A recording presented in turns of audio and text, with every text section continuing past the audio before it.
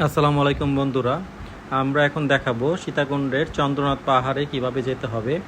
আপনারা ট্রেনে অথবা বাসে করে চন্দ্রনাথ পাহাড় দেখতে আসতে পারেন। এটা সীতাকুণ্ডে অবস্থিত। চট্টগ্রাম থেকে অথবা ঢাকা থেকে চট্টগ্রাম গামী যে কোনো বাসকে যদি বলেন যে আমরা সীতাকুণ্ড নামবো, তারা নামিয়ে দিবে। ভাড়া 600-650 টাকার মতো পড়বে, নন এসি। আপনারা চাইলে ট্রেনেও আসতে পারবেন।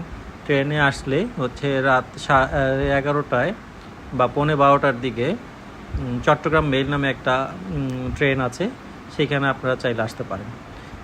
এই সীতাকুণ্ড স্টেশনে নামতে হবে, একই সেম সীতাকুণ্ড বাজার আর স্টেশন থেকে হয়তো 5 মিনিটসের দূরত্ব। আপনারা সীতাকুণ্ড বাজারে এসে এখানে সিএনজিগুলো দাঁড়ায় থাকে, সিএনজিগুলোকে বলে পার হেড 20 টাকা করে, অথবা রিজার্ভ সিএনজি 100 টাকা নিলে তারা চন্দ্রনাথ পাহাড়ের গোড়ায় নামিয়ে দিবে। আমরা এভাবে করে এসেছিলাম। এসে চন্দ্রনাথ পাহাড়ে আস্তে আস্তে করে অনেকগুলো ধাপ উঠতে হয়। আপনারা একটু ধীরে ধীরে রেস্ট নিয়ে নিয়ে অবশ্যই উঠবেন। একটানা উঠতে গেলে অনেক অনেকে কষ্ট হবে, অনেকে একটানা উঠতে গিয়ে আর উঠতে পারে না, পরে ফেরত চলে যায়।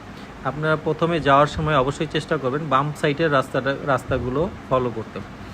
বাম সাইড দিয়ে উঠে প্রথমে ছোট মন্দিরটা পাবেন। এই যে আমরা যেটা ছোট মন্দিরটা পেয়েছি, ছোট মন্দিরটা থেকে কিছু দূর এগিয়ে যাওয়ার পর আপনি বড় মন্দিরটা পাবেন। এইটা হচ্ছে ছোট মন্দির, এই যে দেখা যাচ্ছে। এখান থেকে পাহাড় ও আশেপাশে সীতাকুণ্ড শহরটা দেখা যায়। এইটা হচ্ছে মেইন মন্দিরটা। এই মন্দিরে আপনি গিয়ে সাধারণত এক পাশ দিয়ে উঠতে হয়, যেমন আমরা বাম পাশ দিয়ে উঠেছি এবং ডান পাশ দিয়ে নেমে যাব। মন্দিরটা ক্রস করছি আমরা। এখানে বেশ কিছু বানর আছে, মন্দিরটাকে ঘিরে অনেকগুলো বানর অবস্থান। সম্ভবত মন্দিরের যে খাবারগুলো থাকে, পূজার প্রসাদ বলে, কলা টলা ফলমূল, ওগুলো হয়তো ওরা পায়। এছাড়াও অনেক ফল গাছ আছে, এগুলো থেকেও ওরা সম্ভবত পায়।